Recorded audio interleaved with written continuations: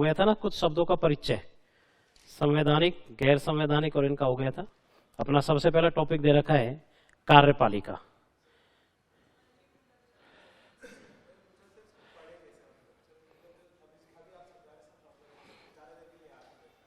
ज्यादा देखो, जितनी बार रिवाइज करोगे ना, ये टेक्निकल सब्जेक्ट तो है नहीं, फार्मूलेज है नहीं कि भाई फार्मूला रट रहे, थॉर्टिकल पोर्शन है, जितना रिवाइज करोगे इसके अलावा कोई सॉल्यूशन। ऑब्जेक्टिव क्वेश्चन आप हल करते रहो, ऑब्जेक्टिव नहीं करोगे जब तक अपन थॉर्टिकल पोर्शन को याद नहीं कर पाएंगे, क्योंकि अपन को पता नहीं चलेगा किस प्रकार के क्वेश्चन आ रहे हैं। तो ये तो रिवीजन ही होगा, वैसा इसका कोई शॉर्टकट नहीं है, कंप्लीट ही पढ़ना पड़ेगा। अपने टॉपिक दे रखा है संघीय कार्यपालिका भी दे रखा है, व्यवस्थापिका भी दे रखा है और न्यायपालिका भी दे रखा है, जो आते हैं तीनों की तीनों संघ सरकार में। अपने भारतीय संविधान में कल हमने चर्चा की थी, टोटल भाग कितने हैं 22 और अनुच्छेद कितने हैं इसमें 395। तो भारतीय संविधान का जो भाग 5 है इसमें किसका उल्लेख है, संघ सरकार का, और अनुच्छेद रखे गए इसमें अनुच्छेद 52 से 151, यानी जो अपना सिलेबस दे रखा है वो अपने यही दे रखा है, अनुच्छेद 52 से अनुच्छेद 151, और उल्लेख किसका इसमें, संघ सरकार। अब देखो जो शब्द है सरकार, अपनी देश की जो शासन व्यवस्था है उसका संचालन किसके द्वारा किया जा रहा है, सरकार के द्वारा। अपने त्रिस्तरीय शासन व्यवस्था है, कितने स्तर है 3, एक तो संघ हो गया, एक राज्य हो गया और एक हो गया स्थानीय।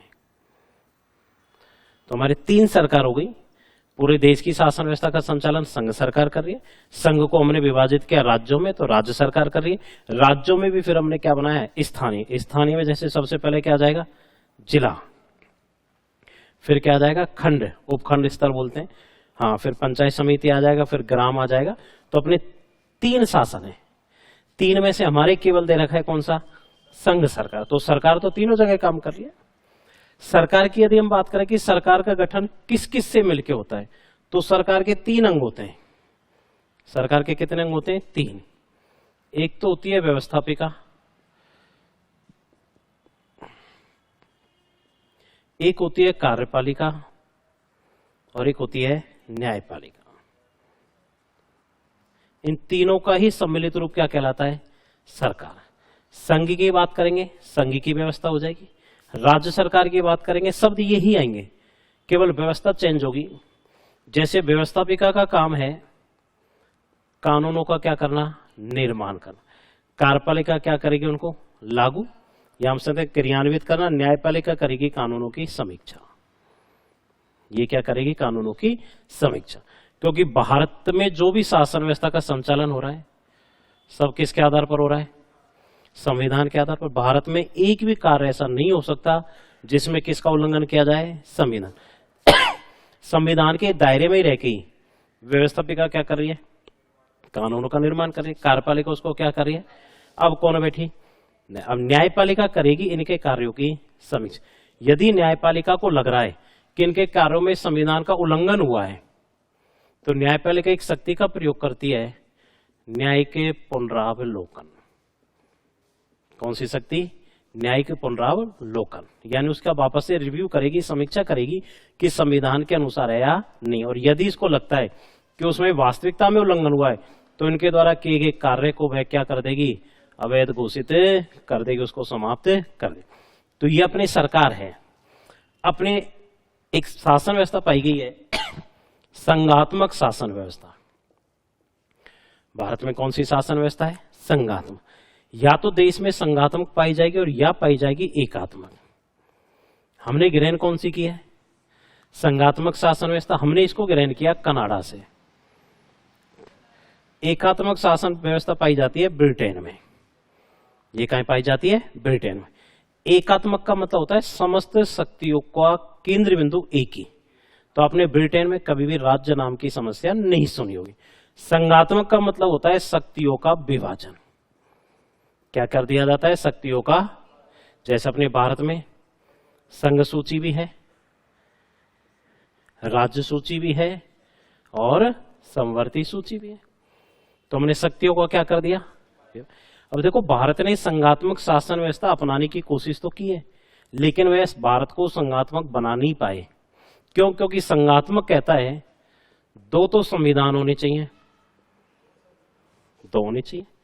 जैसे कि वास्तविकता में जो संघात्मक शासन व्यवस्था का उदाहरण है वो है अमेरिका। अमेरिका में यूएसए, संयुक्त राज्य अमेरिका अलग है। संयुक्त राज्य अमेरिका 50 गणराज्यों ने बनाया है, तो इनका भी अलग से क्या है, संविधान है। और फिर इनके ऊपर सबका सम्मिलित रूप से किसका संविधान है, यूएसए का। दोहरी नागरिकता होनी चाहिए, नागरिकता भी कैसी होनी चाहिए, दोहरी। लेकिन भारत में कैसी है, ये कह रही है आप केवल कहां के नागरिक हो, भारत के नागरिक हो, राज्य के नागरिक हम ही नहीं। क्यों? क्योंकि राज्य का अपना खुद का संविधान नहीं है। तो भारत के बारे में कहा जाता है कि संघात्मक शासन व्यवस्था तो है, लेकिन किस ओर झुकी हुई है, एकात्मक। इसलिए एक विद्वान थे केसी वियर, इन्होंने भारतीय शासन व्यवस्था को क्या कहा, अर्ध संघात्मक कहा। क्या कहा था, अर्ध संघात्मक। अब देखो यहां पर हमने एक शब्द प्रयोग किया, विभाजन। ये मैंने क्यों बताया, इन तीनों के मध्य क्या शक्तियों का विभाजन पाया जाता है, शक्तियों का पृथक्करण पाया जाता है।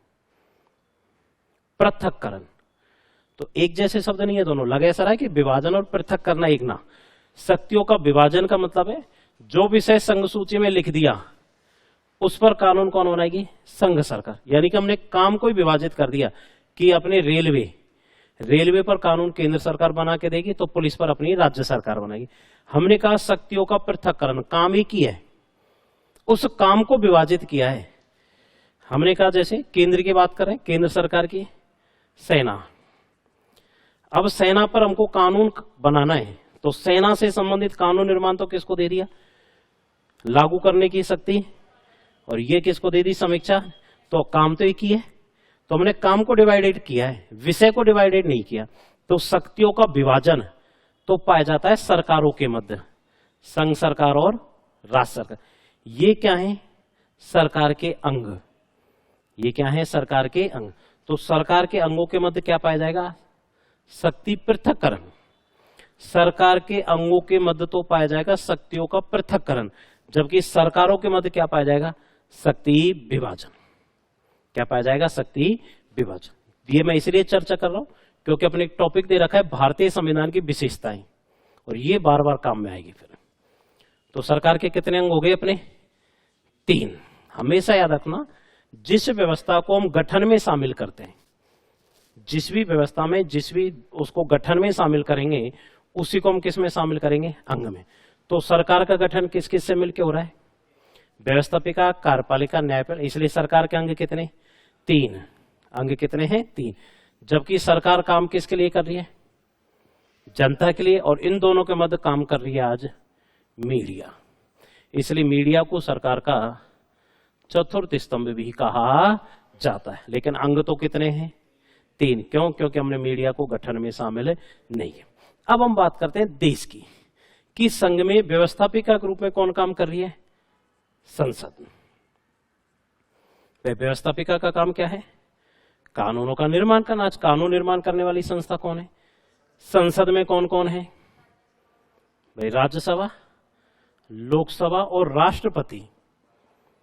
क्योंकि संसद की हम बात करेंगे तो किसको भी शामिल करेंगे, राष्ट्रपति को। तो संसद के अंग कितने हो गए, 3। लेकिन संसद के अगर हम सदन की बात करें तो कितने हैं, 2।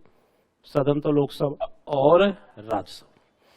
कार्यपालिका के रूप में जो काम कर रहा है देश में, राष्ट्रपति, उपराष्ट्रपति, प्रधानमंत्री, मंत्री परिषद और एजी, अटॉर्नी जनरल, जिसको बोलते हैं महान्यायवादी। अटॉर्नी जनरल, अटॉर्नी महान्यायवादी। एजी 2 हैं, एक तो है महान्यायवादी जो कि कहां काम कर रहा है, केंद्र में, यही राज्य में काम करता है, उसको बोलते हैं महाधिवक्ता। इसको हम क्या बोलेंगे, महाधि। ये एडवोकेट जनरल है। महाधिवक्ता तो क्या है, एडवोकेट जनरल, और केंद्र में क्या है, अटॉर्नी जनरल। तो ये सारे के सारे किसके रूप में काम कर रहे हैं, कार्यपालिका में। न्यायपालिका के रूप में जो देश में काम करेगा वो कौन है, सुप्रीम कोर्ट। भाई अपने हाई कोर्ट तो कहां काम करेगा, राज्य में काम करेगा। जिले की बात करें तो अपना स्ट्रक्चर है जो न्यायपालिका, वो पिरामिडाकार है। शिखर पर कौन हो गया, सुप्रीम कोर्ट हो गया, राज्यों को विभाजित किया तो हाई कोर्ट हो गया, जिलों को विभाजित किया तो अधीनस्थ, जिसको हम डिस्ट्रिक्ट कोर्ट भी कहते, जिला सत्र न्यायालय, जिला सत्र न्यायालय अधीनस्थ, एसडीएम कोर्ट भी आता है, फिर अपना लास्ट आ जाएगा ग्राम न्यायालय। तो ये स्ट्रक्चर है। इसमें सबसे ऊंचा कौन हो गया? सुप्रीम कोर्ट, क्योंकि न्यायपालिका एकीकृत है और स्वतंत्र है। क्यों? इनका कोई भी आदेश अंतिम आदेश नहीं है। अंतिम आदेश किसका है? सुप्रीम कोर्ट का। जबकि अगर हम संघात्मक अपनाते वास्तव में, तो फिर तो राज्य में अंतिम किसका होता? हाई कोर्ट का। क्यों? क्योंकि राज्य भी अपने आप में क्या होता? स्वतंत्र होता, उसका खुद का अलग से संविधान होता। लेकिन अब राजस्थान भी किस भारतीय संविधान के अनुसार शासन व्यवस्था का क्या कर रहा है? संचालन कर रहा है। तो अब अंतिम शक्ति तो किसके पास है? केंद्र सरकार के पास है। तो भारत में शक्तियों को विभाजित तो किया है, लेकिन अंतिम शक्ति तो किसको दे दी? केंद्र सरकार को दे दी। जैसे राज्यपाल राज्य का संवैधानिक प्रमुख है, भाई कॉन्स्टिट्यूशन के अनुसार सर्वोच्च पद राज्य में कौन है? लेकिन नियुक्ति कौन कर रहा है? राष्ट्रपति कर रहा है। स्वतंत्र कहां से हुआ? भाई यदि राज्य का ही स्वतंत्र होता तो राज्यपाल भी किसके नियंत्रण में होता? राज्य सरकार। भाई फिर तो राज्य सरकार की चलती, लेकिन अब नियुक्ति किसने की? राष्ट्रपति ने। इमरजेंसी लगाई, आपातकाल लगाया, तीनों शक्ति, तीनों आपातकाल में सारी शक्ति केंद्र सरकार के पास हो गई। भाई अंतिम शक्ति हम हर जगह किसको दे रहे हैं? केंद्र सरकार को दे रहे हैं। इसलिए मैंने कहा था कि भारत में संघात्मक तो है, लेकिन इसका झुकाव किस ओर हो गया? एकात्मकता की ओर हो गया। तो भारत ने केवल संघात्मक शासन व्यवस्था ग्रहण की है, लेकिन हम भारतीय संविधान को संघात्मक बना नहीं पाए। अब जो अपना भाग 5 है, उसमें हम इन सब का वर्णन है, इन सबको पढ़ेंगे। इसमें भी किसको पढ़ेंगे? संसद को, राष्ट्रपति, उपराष्ट्रपति, प्रधानमंत्री, मंत्रिपरिषद, महान्यायवादी भी इसी में आ जाएगा, और सर्वोच्च न्यायालय। अनुच्छेद कहां से कहां तक हो गए? 52 से 151।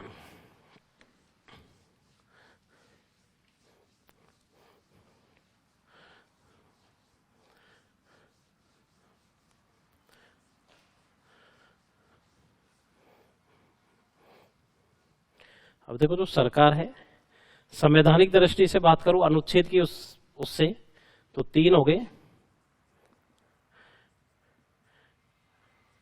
अनुच्छेद अपने संघ सरकार के कहां से कहां तक है? 52 से 151। तो काफी बड़ा है भाग, इसलिए हमने भाग 5 को,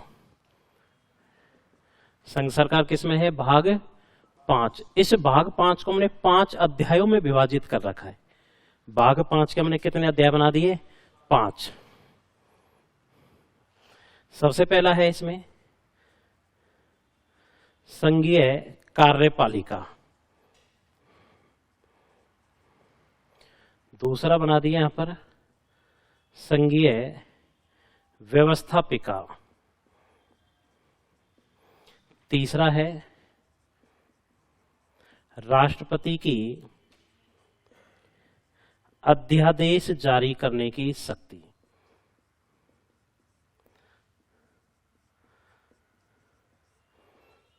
अभी बताऊंगा ये क्या है। चौथा है संघीय न्यायपालिका, और 5वां है CAG, controller of audit general, जिसको बोलते हैं नियंत्रक एवं महालेखा परीक्षक। अब ये 5 अध्याय किसके हैं? भाग 5 के। अनुच्छेद कहां से कहां तक आएंगे? 52 से 151। जो संघीय कार्यपालिका रखी वो रखी हमने अनुच्छेद 52 से 78, 52 से 78। कौन कौन आ रहा था? राष्ट्रपति, उपराष्ट्रपति, प्रधानमंत्री, मंत्री परिषद और एजी। इन सबका उल्लेख हम कहां से कहां तक पढ़ेंगे? 52 से 78। संघीय व्यवस्थापिका के रूप में कौन काम कर रही है? संसद में लोकसभा भी आ जाएगी और राज्यसभा भी आ जाएगी। इसका उल्लेख हम पढ़ेंगे अनुच्छेद 79 से 122, यानी 79 से 122 तक क्या चलेगी? केवल अपनी पार्लियामेंट। अब कानून का निर्माण कौन कर रही है? संसद। भाई कानून का निर्माण कौन करे? यदि ऐसी स्थिति उत्पन्न हो जाए कि संसद में 2 सदन है अपने, लोकसभा और, कानून जब तक नहीं बनेगा जब तक दोनों सदन उसको पारित नहीं कर, अब लोकसभा काम नहीं कर रही, केवल राज्यसभा कार्य कर रही है, तो क्या कानून बन सकता है? राज्यसभा काम नहीं कर रही, लोकसभा काम कर रही है, तो कानून बन सकता है। दोनों सदन काम नहीं कर रहे तो भी कानूनी। ऐसी स्थिति में हमने शक्ति किसको दे दी? राष्ट्रपति क्या जारी करेगा? अध्यादेश जारी कर। तो यदि संसद कार्य नहीं कर रही हो और देश को किसी कानून की आवश्यकता पड़ जाए तो राष्ट्रपति क्या जारी करेगा? अध्यादेश जारी करेगा। ये केवल एक ही आर्टिकल है, अनुच्छेद 123। संघीय न्यायपालिका दे रखा है 124 से 147 और कौन आ जाएगा? Supreme court. कैग दे रखा है 148 से 151। ये करता है सार्वजनिक धन की सुरक्षा, जो भी लेन देन हो रहा है सब पर जांच। अभी फर्स्ट ग्रेड में क्वेश्चन आया था, उसमें पूछा था सलाहकार कौन है? ये तो सीएजी होता है, एक होता है सीजीए, महालेखा नियंत्रक के नाम से जिसको जाना था। ये तो नियंत्रक एवं महालेखा परीक्षक है, उसमें महालेखा नाम आता है। दोनों में कंफ्यूजन था। आरपीएससी लोगों ने आंसर ये माना था, जबकि आरपीएससी ने क्या माना है? सीजीए। क्यों माना है? क्योंकि सलाहकार पूछा है उसने। अगर वो नियंत्रण करता पूछता जब तो क्या था? कैग, सीए जी, लेकिन उसने पूछ लिया सलाहकार, तो सलाहकार में तो आ ही नहीं सकता भाई। सलाहकार में तो कंट्रोलर कैसे आ जाएगा? तो उसको क्या माना आंसर? सीजीए। तो भाग 5 अपन को सारा पढ़ना है। राष्ट्रपति दे रखा है, प्रधानमंत्री दे रखा है, संसद दे रखी है, न्यायपालिका दे रखी है। ये इसलिए पढ़ना है क्योंकि अपने सेंट्रल बोर्ड दे रखे हैं सारे, सेंट्रल के, केवल सेंट्रल। स्टेट का अपन को कोई लेना देना नहीं है, जो भी दे रखा है सब सेंट्रल का। आपको कंप्लीट पढ़ना है। मैं आपका तो कंप्लीट दे रखा है, हाँ, उसमें तो स्टेट का भी दे रखा है, लोकल भी दे रखा है। 3 स्तर बताए थे ना शासन के, आपको तो तीनों पढ़ने पड़ेंगे। तो ये अपना कौन सा भाग है? 5। ऐसे अपने प्रत्येक भाग में कुछ न कुछ लिखा हुआ है। तो भाग कितने टोटल? 22। जैसे भाग 1 में संपूर्ण भारत का वर्णन है, अनुच्छेद 1 से 4 है। भाग 2 नागरिकता है, 5 से 11। भाग 3 मौलिक अधिकार है, फंडामेंटल राइट्स, अनुच्छेद 12 से 35। भाग 4 में नीति निर्देशक तत्व है, 36 से 51। भाग 4 क में मौलिक कर्तव्य है, अनुच्छेद 51 क। फिर अपना कौन सा आ गया? भाग 5। इसके बाद पढ़ते हैं भाग 6। इसमें सेंट्रल गवर्नमेंट है, उसमें स्टेट गवर्नमेंट हो जाएगी।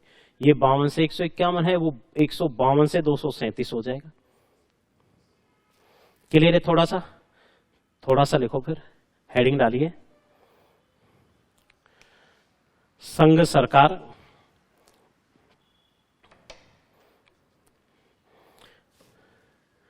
संघ सरकार, भाग 5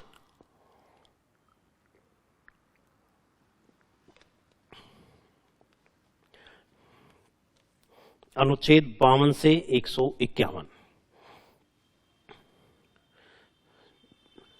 संघ सरकार भाग 5 अनुच्छेद 52 से 151।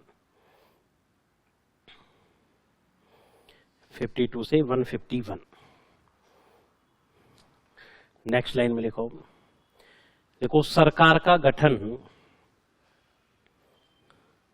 सरकार का गठन निम्न 3 अंगों से मिलकर होता है।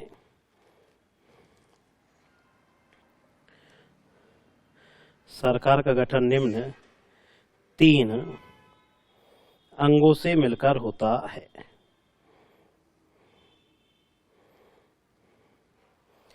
निम्न 3 अंगों से मिलकर होता है।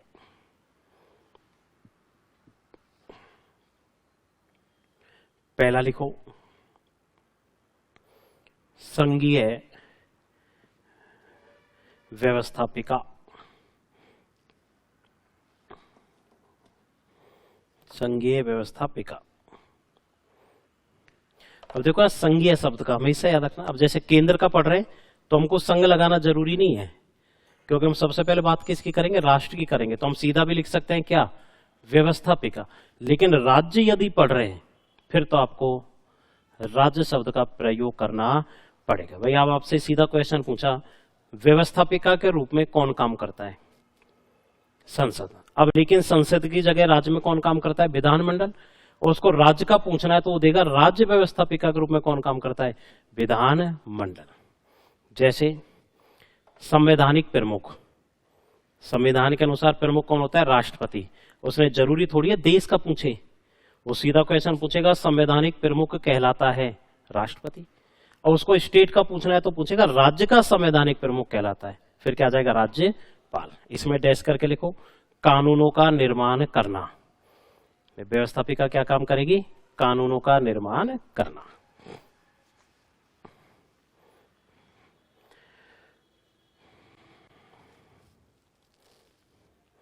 दूसरा लिखिएगा संघीय कार्यपालिका।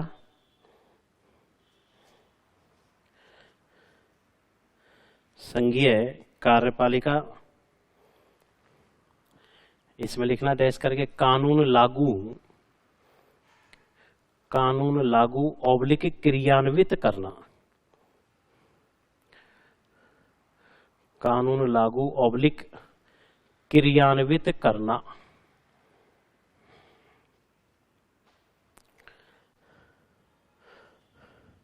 तीसरा लिखना न्यायपालिका।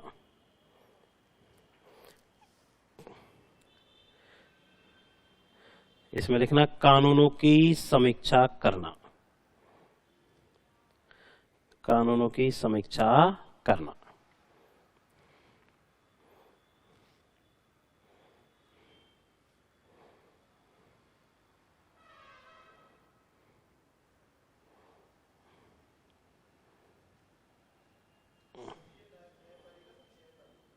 दोनों सही है।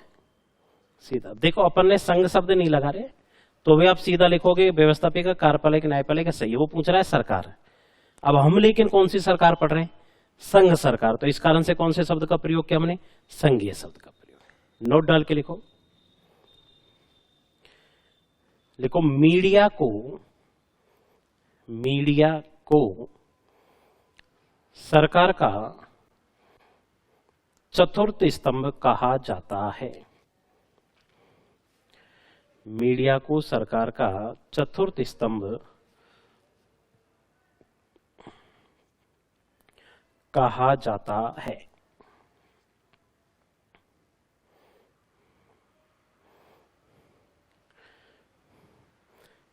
क्लियर? अब देखो,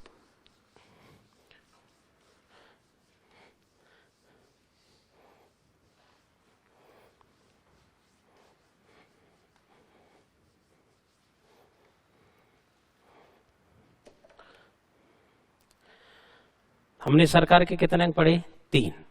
सबसे पहला कौन सा है? व्यवस्थापिका। अब यदि व्यवस्थापिका की बात करें, कौन काम कर रही है? संसद काम कर रही है। संसद में कौन कौन होते हैं? राज्यसभा, लोकसभा और राष्ट्रपति। अब यदि संसद शब्द आएगा तो हमेशा याद रखना, क्वेश्चन पूछा संसद में कौन कौन होते हैं? तीनों आएंगे। राष्ट्रपति को भी शामिल किया जाएगा। लेकिन क्वेश्चन पूछ लिया संसद के सदन कौन कौन से हैं। अब सदन, राष्ट्रपति सदन थोड़ी हो सकता है, फिर तो केवल कौन आएगा? लोकसभा और राज्यसभा। संसद जो दे रखी है वो दे रखी है अनुच्छेद 79 में। कौन से आर्टिकल में? 79 में। राज्यसभा दे रखी है आर्टिकल 80, लोकसभा दे रखी है 81 और राष्ट्रपति दे रखा है 52। दूसरी हमने बात की कौन सी? कार्यपालिका। इसमें कौन कौन आ रहा था? राष्ट्रपति, उपराष्ट्रपति, प्रधानमंत्री, मंत्री परिषद। और देखो मंत्रिमंडल शब्द जो है वो संविधान में एक ही जगह, तो इसलिए आप हर जगह कौन सा शब्द पढ़ोगे? मंत्री परिषद। एक ही बार है। मंत्रिमंडल शब्द है जो अपने केवल एक ही आर्टिकल में 352, नहीं हर जगह कौन सा शब्द है? मंत्री परिषद। और इसको भी 352 में जोड़ा था 44वें संविधान संशोधन 1978। यानी मंत्रिमंडल शब्द मूल संविधान की देन नहीं है, इसको हमने कब जोड़ा? बाद में जोड़ा। इसलिए कौन सा शब्द पढ़ते हैं? मंत्री परिषद। एक है अपना महान्यायवादी, जिसको हमने क्या बोला? एजी। देखो राष्ट्रपति दे रखा है आर्टिकल 52 में, उपराष्ट्रपति दे रखा है 63 में, प्रधानमंत्री दे रखा है 74, मंत्री परिषद भी किसमें? 74।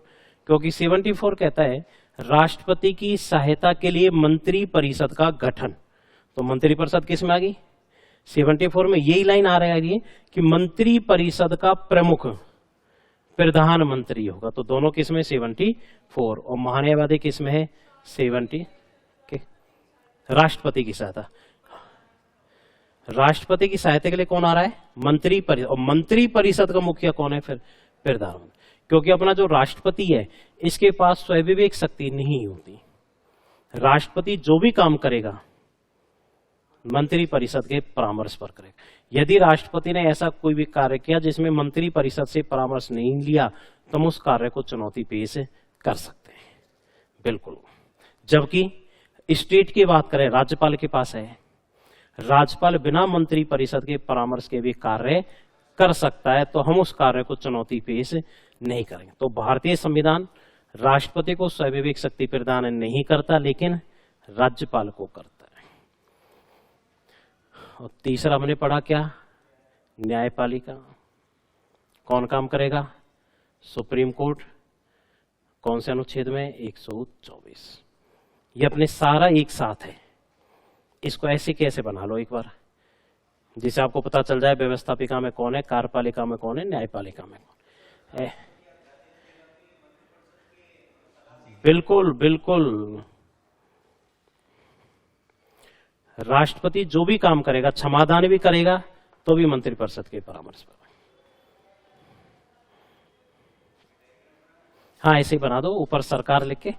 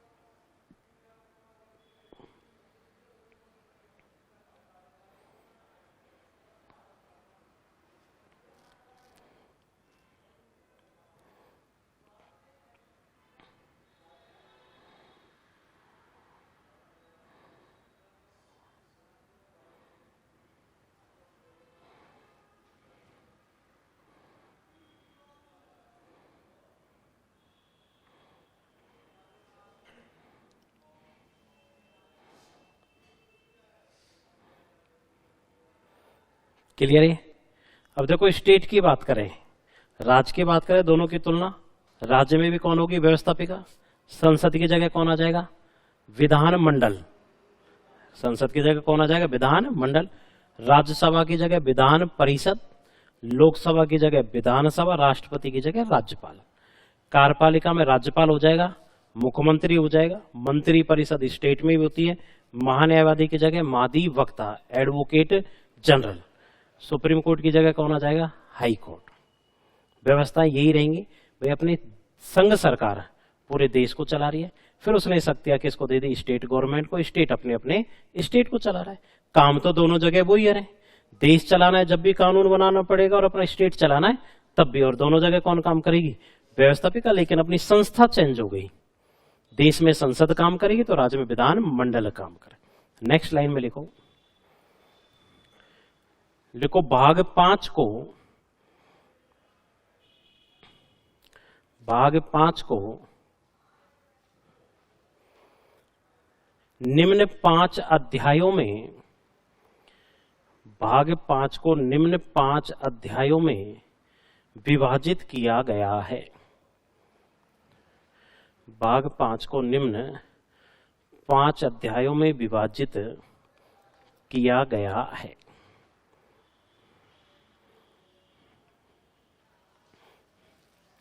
अब देखो एग्जामिनर की चालाकी होती है, हम कौन सा भाग पढ़ रहे हैं? 5। ये सारी व्यवस्थाएं किस भाग में आ रही है? लेकिन हमने इसको कितने अध्याय में विभाजित किया? 5, जिसमें सबसे पहला कौन सा था? संघीय कार्यपालिका। कहां से कहां तक?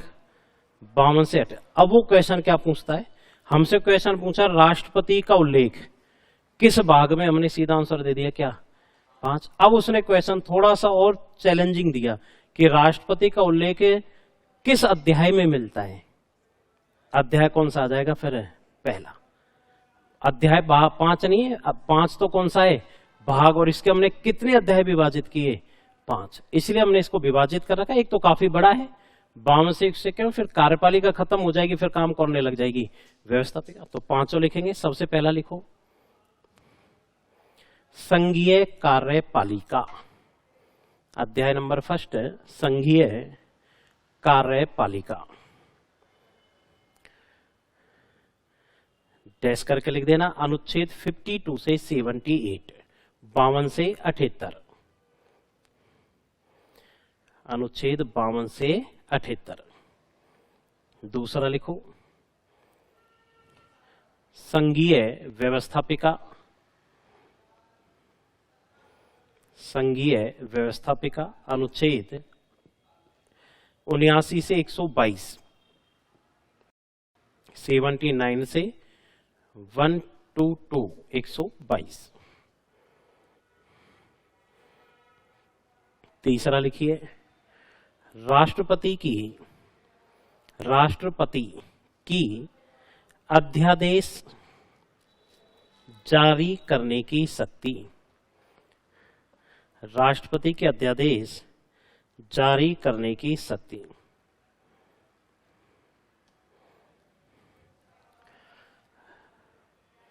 राष्ट्रपति की अध्यादेश जारी करने की शक्ति। केवल एक ही आर्टिकल था, कौन सा? 123, 123, 123। चौथा लिखो संघीय न्यायपालिका, संघीय न्यायपालिका, अनुच्छेद 124 से 147, 124 से 147, हाँ 124। अब 5वां लिखिए नियंत्रक एवं महालेखा परीक्षक, नियंत्रक एवं महालेखा परीक्षक। कोष्टक में क्या लिख देना? CAG, CAG, CAG। 148 से 151, 148 से 151।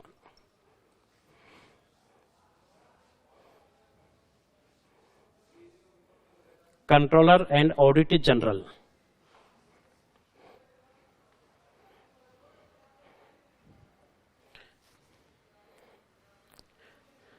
क्लियर है? अब हमको सबसे पहला किसका अध्ययन करना है? कार्यपालिका। कार्यपालिका कहां से कहां तक है? 52 से 78। कौन कौन काम कर रहा है इसमें? राष्ट्रपति, उपराष्ट्रपति, प्रधानमंत्री, मंत्रिपरिषद और महान्यायवादी। इन सब 5 पदों का उल्लेख हमें कहां से कहां तक मिलेगा? 52 से 78। अब देखिए हमने जो कार्यपालिका ग्रहण की है इसमें शासन व्यवस्था चलती है, और भारत की जो शासन व्यवस्था है वो कौन सी है? संसदीय। हमने भारत में कौन सी शासन व्यवस्था ग्रहण की? संसदीय। और संसदीय शासन व्यवस्था कहां से ग्रहण की? ब्रिटेन से। संसदीय शासन व्यवस्था की महत्वपूर्ण विशेषता है नाम मात्र और वास्तविक। यानी कि संसदीय शासन व्यवस्था कारण जो कार्यपालिका शक्ति है वो दो विभाजित कर रखी है, एक तो नाम मात्र का प्रमुख होता है और एक नाम मात्र का प्रमुख कौन है? राष्ट्रपति। जबकि वास्तविक प्रमुख कौन है? हमने ग्रहण कहां से की? ब्रिटेन में भी नाम मात्र का होगा और वास्तविक होगा। ब्रिटेन में नाम मात्र का कौन है? अब महाराज। अब तक तो महारानी चलती थी, महारानी की अब डेथ हो गई ना, तो अब कौन आ गया? महाराज। और वास्तविक वहां पर भी कौन है?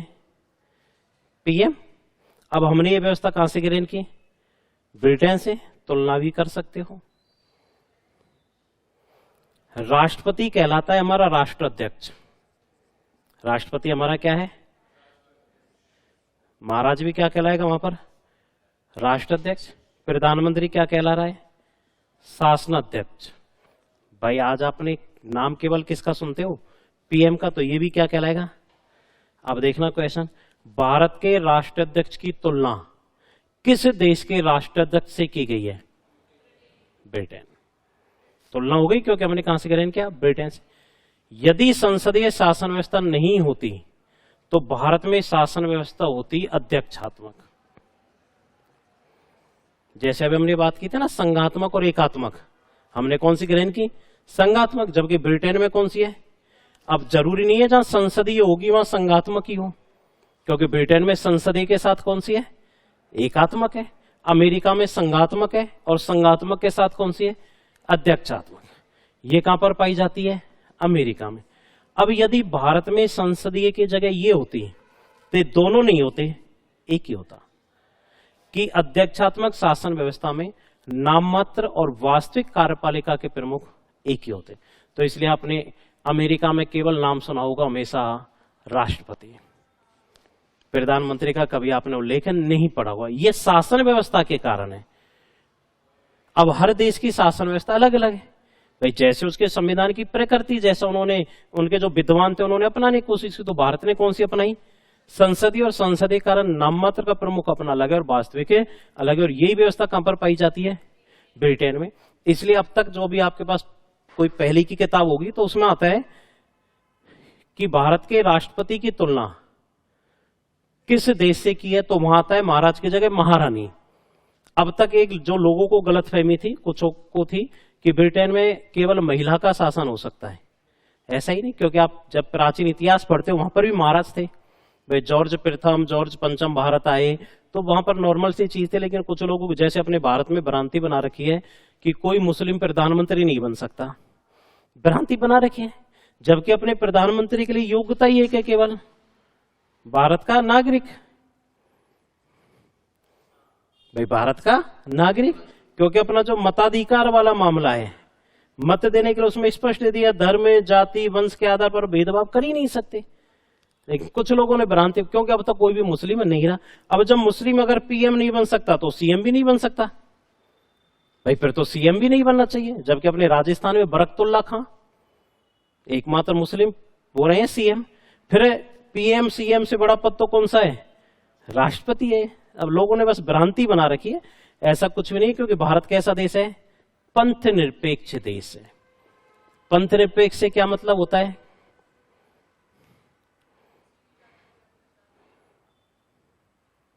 भाई क्वेश्चन पूछा भारत पंथ निरपेक्ष है क्यों? ऑप्शन देखो, सभी धर्मों को मान्यता, सभी धर्मों को अपनाने की स्वतंत्रता,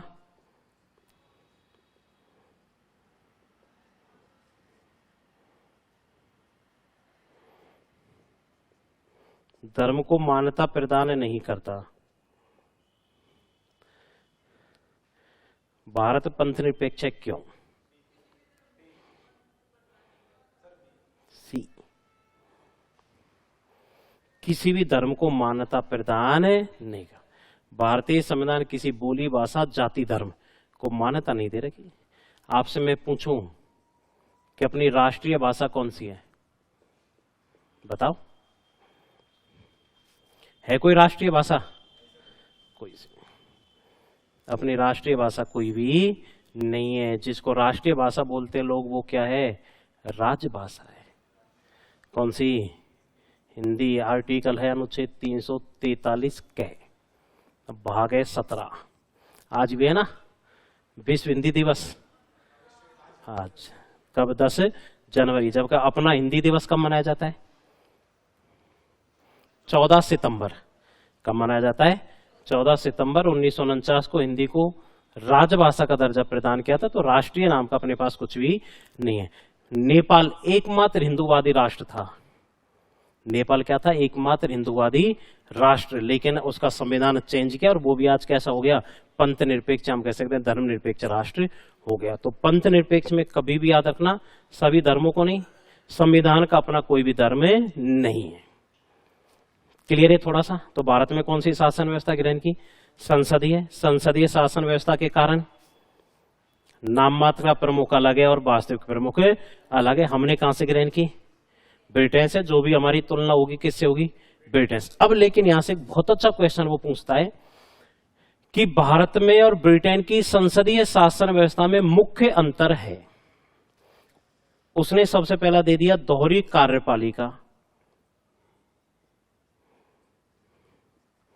बी दे दिया नाम मात्र एवं वास्तविक प्रमुख अलग अलग, सी दे दिया न्यायिक पुनरावलोकन,